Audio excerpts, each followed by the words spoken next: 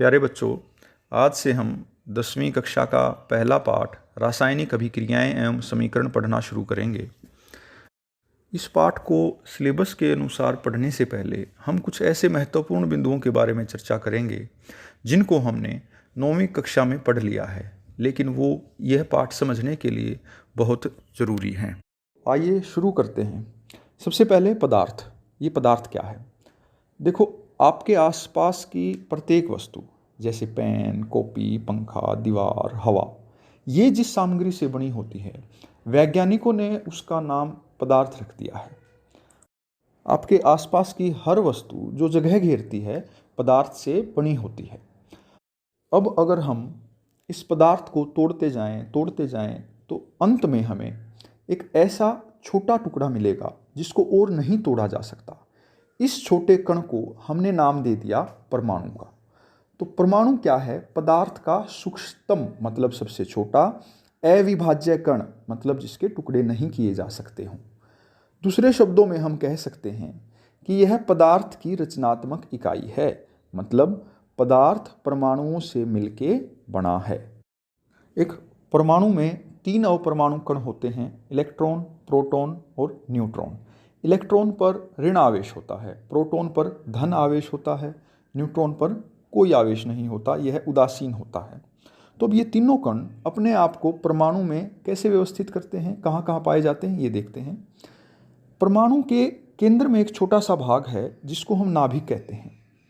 इस नाभिक में प्रोटॉन और न्यूट्रॉन पाए जाते हैं और इलेक्ट्रॉन इस नाभिक के चारों ओर कुछ निश्चित कक्षाओं में चक्कर काटते रहते हैं।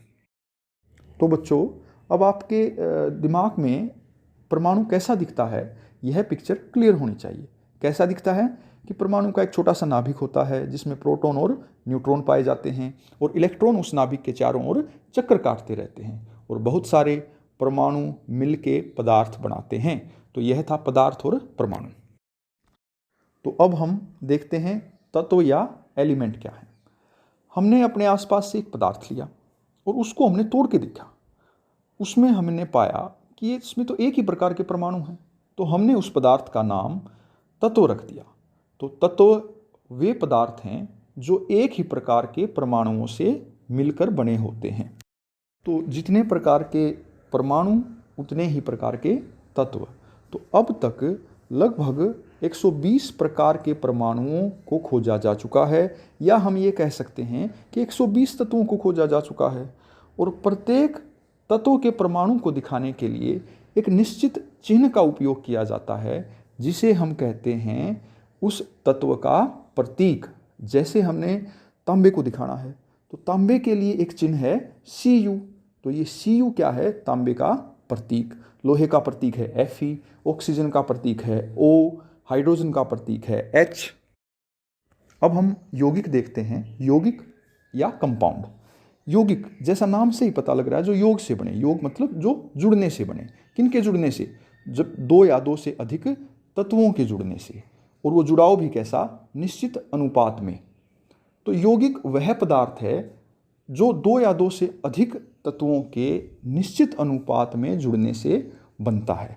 देखो, एक उदाहरण देखते हैं। जैसे कार्बन डाइऑक्साइड है, इसमें कार्बन और ऑक्सीजन तत्व के परमाणु एक निश्चित अनुपात में 1:2 में जुड़े और इन्होंने जुड़कर कार्बन डाइऑक्साइड नाम का यौगिक बना दिया। एक दूसरा यौगिक का उदाहरण देखते हैं। जैसे जल। जल में 2 तत्वों के परमाणु हैं, हाइड्रोजन के और ऑक्सीजन के, और वो किस अनुपात में हैं?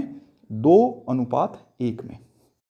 तो हमने देखा कि तत्व और यौगिक दोनों परमाणुओं से मिलकर बने हैं। तत्व वे पदार्थ हैं जो एक ही प्रकार के परमाणुओं से मिलकर बने, और यौगिक वो हैं जो 2 या 2 से अधिक प्रकार के परमाणुओं से मिलकर बनते हैं। तो परमाणु को हम कह सकते हैं कि यह तत्व और यौगिक की मूलभूत इकाई है। तो अब हम परमाणु के बारे में ही और जानकारी लेते हैं। परमाणु संख्या। परमाणु संख्या क्या होती है? जैसा कि हमें पता है कि परमाणु में प्रोटॉन, इलेक्ट्रॉन और न्यूट्रॉन नाम के अपरमाणु कण पाए जाते हैं। तो प्रोटॉनों की जितनी संख्या होती है एक परमाणु में, उसको हम कहते हैं परमाणु संख्या। जितने प्रोटॉन होते हैं उतने ही एक परमाणु में इलेक्ट्रॉन होते हैं। तो परमाणु संख्या हमें प्रोटॉनों और इलेक्ट्रॉनों की संख्या के बारे में जानकारी देती है। मान लो किसी परमाणु की परमाणु संख्या 1 है, तो इसका मतलब है कि उसमें एक प्रोटॉन है और एक ही इलेक्ट्रॉन है। मान लो किसी परमाणु की परमाणु संख्या 5 है, तो इसका मतलब है कि उसमें 5 प्रोटॉन हैं और 5 ही इलेक्ट्रॉन हैं। और अलग अलग परमाणुओं की परमाणु संख्या भी अलग अलग होती है। अब हम देखते हैं इलेक्ट्रॉनिक वितरण। इलेक्ट्रॉनिक वितरण का मतलब है कि देखो, जैसे हमें पता है कि प्रोटॉन और न्यूट्रॉन तो परमाणु के नाभिक में होते हैं और इलेक्ट्रॉन नाभिक के चारों ओर कुछ निश्चित कक्षाओं में चक्कर काटते हैं। तो ये इलेक्ट्रॉन इन कक्षाओं में कैसे बटे होते हैं, इसी बात को हम कहते हैं इलेक्ट्रॉनिक वितरण। तो हम देखते हैं जिन परमाणुओं की परमाणु संख्या 18 तक है उनमें ये इलेक्ट्रॉनिक वितरण कैसे होता है। इलेक्ट्रॉनों की तीनों कक्षाओं के हमने नाम रख लेते हैं। पहली कक्षा को हम कह देते हैं K, दूसरी को L, तीसरी को M।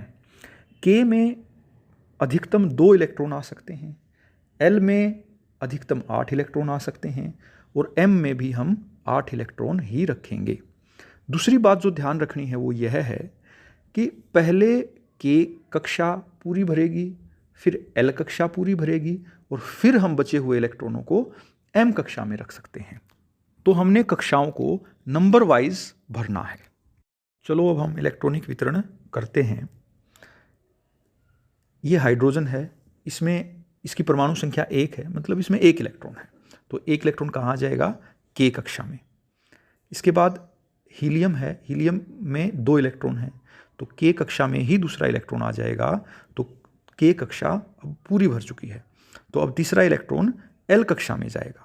हमारे पास लिथियम है, लिथियम में की परमाणु संख्या है 3, मतलब उसमें 3 इलेक्ट्रॉन है। तो पहला कोश लिथियम में पूरा भर चुका है K, और अब तीसरा इलेक्ट्रॉन कहाँ पर चला गया, L कक्षा में। अब जिसकी परमाणु संख्या 4 होगी, पहले में 2 और दूसरी कक्षा में भी 2।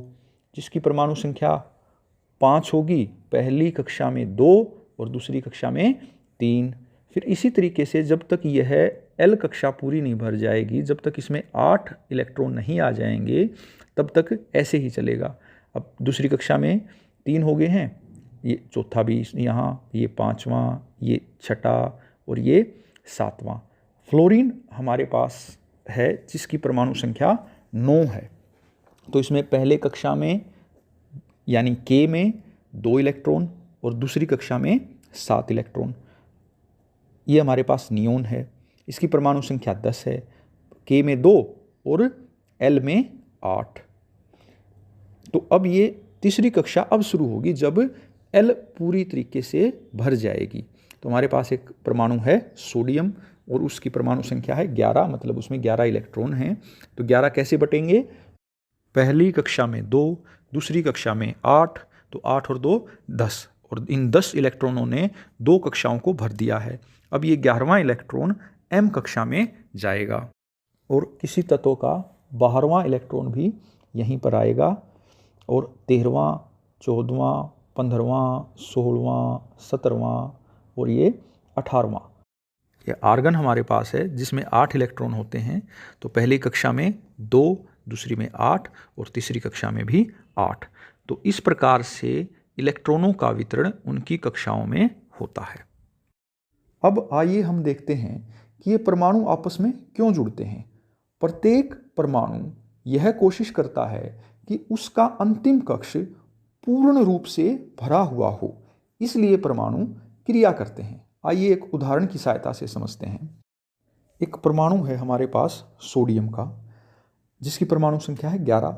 तो ये 11 इलेक्ट्रॉन कैसे हैं, K में 2, L में 8 और M में 1। एक दूसरा परमाणु है हमारे पास क्लोरीन का, इसमें 17 इलेक्ट्रॉन हैं, K में 2, L में 8 और M में 7। तो इन दोनों के बाहरी कोश पूर्ण रूप से भरे हुए नहीं हैं। तो ये क्या कोशिश करेंगे कि इनके बाहरी कोश पूर्ण रूप से भर जाएं। ये कैसे हो सकता है, अब सोडियम के पास बाहरी कोश में सिर्फ 1 इलेक्ट्रॉन है। अब क्लोरीन इसको साथ देगा नहीं, एक के बदले भाई 7 कौन देने लग गया। तो क्लोरीन क्या करेगा, क्लोरीन कहेगा इससे कि सोडियम तू ही मेरे को 1 दे दे, तो मेरा भी बाहरी कोश पूरा भर जाएगा और तेरा भी बाहरी कोश पूरा भर जाएगा। तो सोडियम अपना 1 इलेक्ट्रॉन क्लोरीन को दे देगा और सोडियम आयन और क्लोराइड आयन बन जाएंगे और एक यौगिक बनेगा सोडियम क्लोराइड। आइए हम एक और उदाहरण देखते हैं मैग्नीशियम और ऑक्सीजन का। मैग्नीशियम के बाहरी कोश में 2 इलेक्ट्रॉन हैं और ऑक्सीजन के बाहरी कोश में 6 इलेक्ट्रॉन हैं। तो अगर ऑक्सीजन को 2 इलेक्ट्रॉन मिल जाएं और मैग्नीशियम के 2 इलेक्ट्रॉन हट जाएं तो इन दोनों के बाहरी कोश पूर्ण रूप से भर जाते हैं और मैग्नीशियम 2 इलेक्ट्रॉन दे के आयन बनाता है मैग्नीशियम का और ऑक्सीजन 2 इलेक्ट्रॉन लेके ऑक्साइड का आयन बनाता है और हमें एक यौगिक मिलता है मैग्नीशियम ऑक्साइड का। तो हम संयोजकता की परिभाषा देखते हैं। किसी भी परमाणु के बाह्यतम कोश में अष्टक बनाने के लिए जितने इलेक्ट्रॉन लिए जाएं या इलेक्ट्रॉन दिए जाएं उसको उस परमाणु की संयोजकता कहते हैं। जैसे सोडियम की संयोजकता 1 है, क्लोरीन की संयोजकता भी 1 है क्योंकि सोडियम 1 इलेक्ट्रॉन दे रहा है, क्लोरीन 1 इलेक्ट्रॉन ले रहा है। मैग्नीशियम की संयोजकता 2 है, ऑक्सीजन की संयोजकता भी 2 है क्योंकि ये अष्टक बनाने के लिए 2 इलेक्ट्रॉनों का ही लेन देन कर रहे हैं। इस टेबल में 20 परमाणु संख्या तक के परमाणुओं की संयोजकता और उनका इलेक्ट्रॉनिक वितरण दिखाया गया है। आप वीडियो पॉज करके इस टेबल को एक बार ध्यान से देख सकते हैं। अब देखते हैं आयन क्या होते हैं। आयन एक ऐसा परमाणु या परमाणुओं का समूह है जिस पर आवेश होता है। अब आवेश 2 प्रकार के हो सकते हैं, ऋण आवेश या धन आवेश। तो इसलिए आयन भी 2 तरह के होते हैं, एक धनायन और एक ऋण आयन। ये आयन कैसे बनते हैं एक उदाहरण की सहायता से देखते हैं। हमारे पास एक परमाणु है लिथियम का, तो इसकी परमाणु संख्या है 3, मतलब इसमें 3 प्रोटॉन हैं और 3 ही इलेक्ट्रॉन हैं। तो प्रोटॉन पर धन आवेश है और इलेक्ट्रॉन पर ऋण आवेश है, तो जितना धन आवेश उतना ही ऋण आवेश। तो ये परमाणु उदासीन है क्योंकि इस पर नेट आवेश कितना है 0। अब यह 1 इलेक्ट्रॉन त्याग कर लिथियम का धनायन बना लेता है। तो अब इस पे देखो, इसने 1 इलेक्ट्रॉन दे दिया तो इसके पास इलेक्ट्रॉनों की संख्या रह गई 2 और प्रोटॉनों की संख्या है 3। तो अब इस पर नेट धन आवेश ज़्यादा हो गया, तो इसलिए इस आयन का नाम हमने रख दिया धन आयन। तो धनायन कैसे बनते हैं? इलेक्ट्रॉनों का त्याग करने से कौन से आयन बनते हैं? धन आयन। इसी प्रकार इलेक्ट्रॉनों को लेने से या ग्रहण करने से कौन से आयन बनते हैं? ऋण आयन। कैसे? देखो, ऑक्सीजन था, ऑक्सीजन के परमाणु में 8 प्रोटॉन हैं और 8 इलेक्ट्रॉन हैं, तो ये उदासीन है। तो इसने अपने बाहरी कोश को पूरा भरने के लिए 2 इलेक्ट्रॉन ले लिए। तो 2 इलेक्ट्रॉन ले लिए तो अब इस पे इलेक्ट्रॉनों की संख्या कितनी होगी? 10 और प्रोटॉनों की संख्या कितनी रहेगी? 8। मतलब इस पर ऋण आवेश ज़्यादा हो गया। कितना ज़्यादा? 2 यूनिट ज़्यादा हो गया क्योंकि 2 इलेक्ट्रॉन लिए हैं। तो इस पर नेट आवेश कितना हो गया? 2 नेगेटिव। तो धनायन कब बनते हैं? जब कोई परमाणु इलेक्ट्रॉन दे देता है। और ऋणायन कब बनते हैं? जब कोई परमाणु इलेक्ट्रॉन ले लेता है। इस टेबल में कुछ धनायन, ऋणायन और बहुपरमाणु आयनों को दिखाया गया है। तो आपको ये वीडियो यहीं पर पॉज करके ये सभी आयन अपनी कॉपी पे लिख लेने हैं। याद करने की ज़रूरत नहीं है, हम इनका बार बार प्रयोग करेंगे, अपने आप याद हो जाएंगे। लेकिन आपको वो कॉपी जब हम ये पाठ पढ़ें तो अपने पास रखनी है। तो अब हम यौगिकों के रासायनिक सूत्र लिखना सीखते हैं। तो रासायनिक सूत्र लिखने के लिए हमें सिर्फ 2 बातों का पता होना चाहिए। एक तो तत्वों के प्रतीकों का, कि इस सूत्र में जो तत्व यूज हुए हैं उनके प्रतीक क्या हैं, और दूसरा उन पर आवेश कितना है। ये दोनों ही चीज़ें जो आपने अपने इस कॉपी पे लिखे हैं, ये पेज पे लिखे हैं इस टेबल से, इन्हीं का उपयोग होगा बस। तो चलो हम पहला सूत्र बनाते हैं हाइड्रोजन क्लोराइड का। तो हाइड्रोजन का प्रतीक क्या है? H।